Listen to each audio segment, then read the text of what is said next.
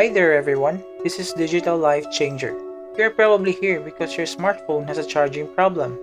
It displays the battery but does not charge at all. So in this video, we will show you how to replace the internal battery of a smartphone. So stay tuned to find out how.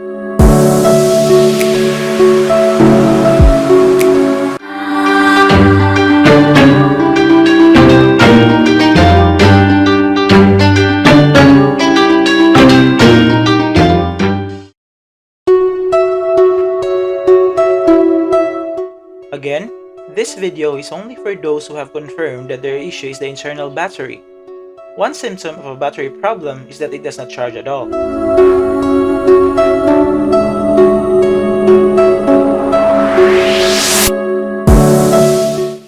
So, step 1, let's take out the back cover.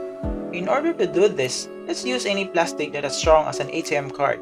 In my case, I use an SD card plastic backing. Slowly turn the phone upside down. Then slowly fit the edge of the plastic to the joint between the back cover and the phone frame. By the way, be careful not to scratch the bezel of the phone while we use the edges of the plastic to take out the back cover.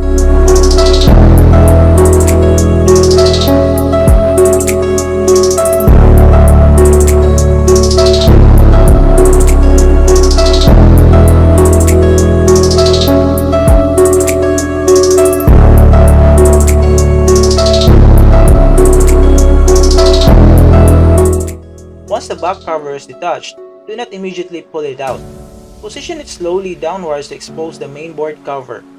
Note the FPC-FFC cable for the fingerprint scanner is still connected.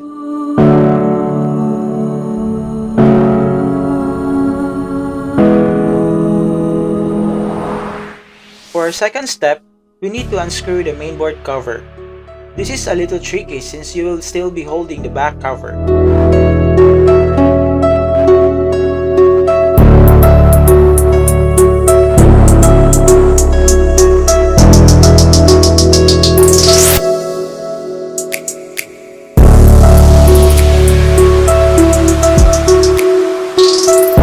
Third step, we need to remove the mainboard cover using the same plastic material we used earlier in taking out the back cover. Again, please do this carefully.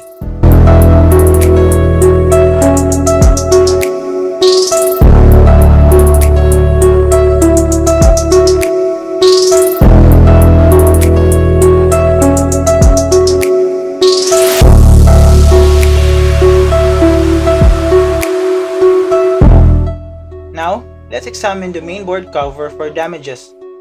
If no issues, just set it aside. Our fourth step is to completely remove the back cover. Just detach carefully the fingerprint scanner FPC-FFC connector.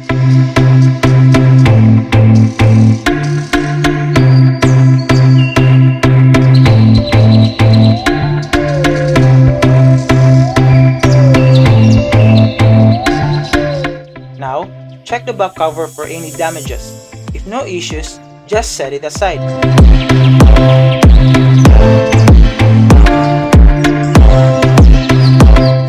Now, for step 5, let's unscrew the speaker housing.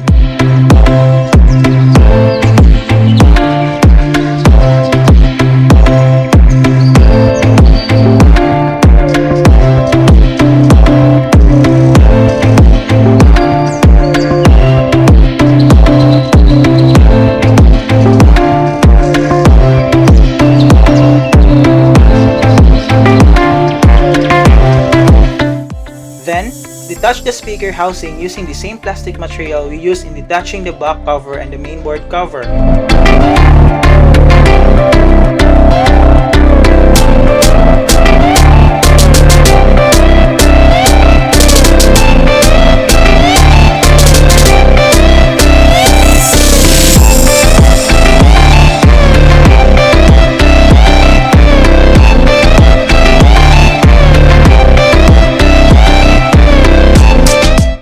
Now, inspect the speaker housing for issues.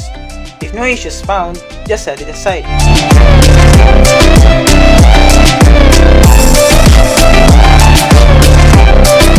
For step 6, Carefully remove the FPC-FFC cable connecting the charging module to the main board.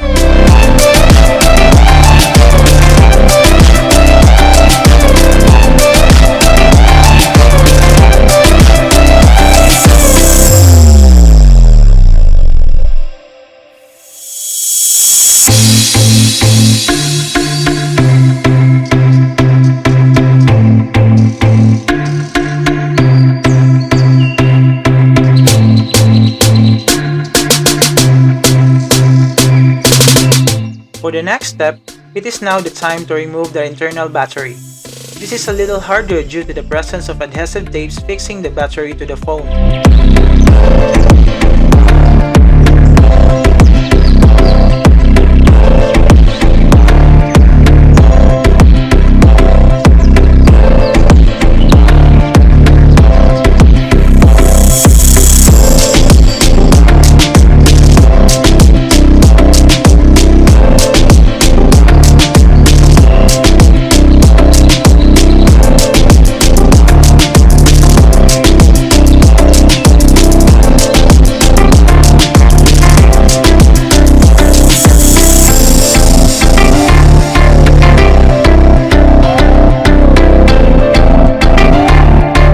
For step 8, prepare the new battery and insert it to the internal battery housing.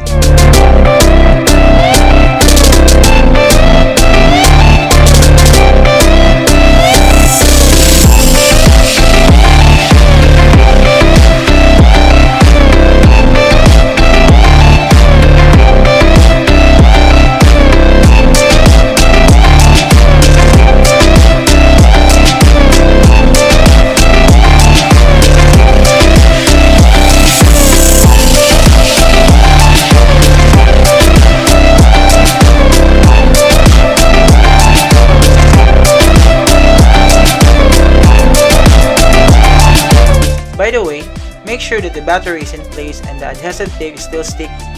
If not, you will have to replace it. Our next step is to reattach the FPC-FFC cable. Make sure that the connectors on both ends are properly fixed.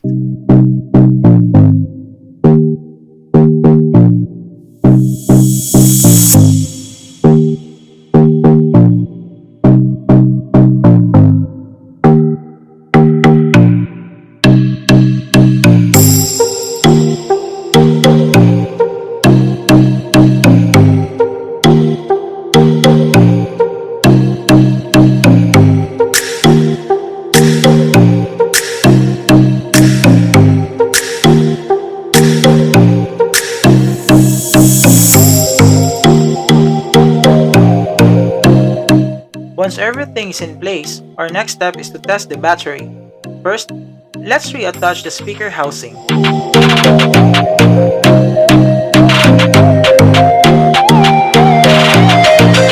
Then, test the new battery if it is working.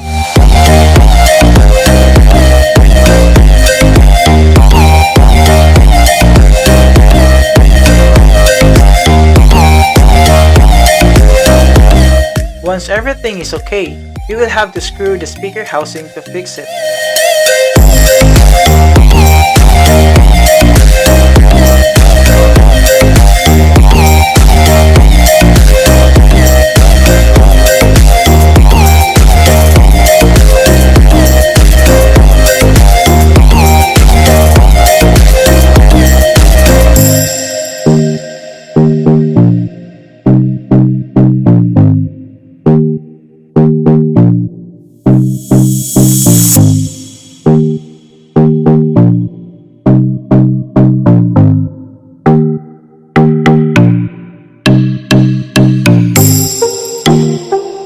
Our last step is to reattach the back cover.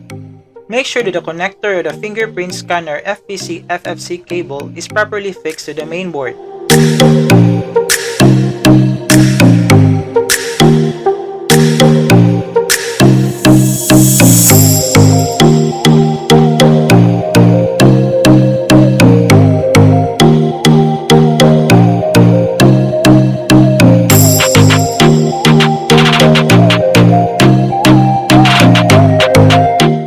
Once fixed, Slowly insert the main board cover and fix it with the screws.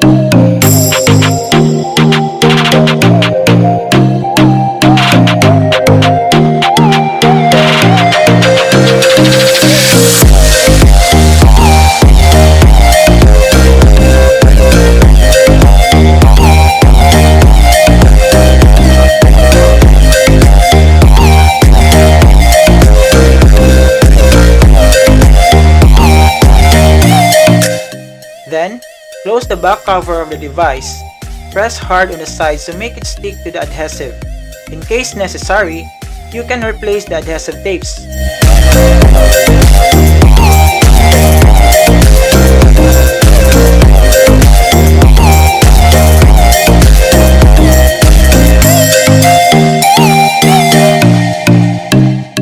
By the way, if you are new to our channel, please do not forget to like, share, subscribe, and hit the notification bell. We upload new videos regularly. Anyway, congratulations! You have successfully solved your battery issue. Until next time, bye-bye!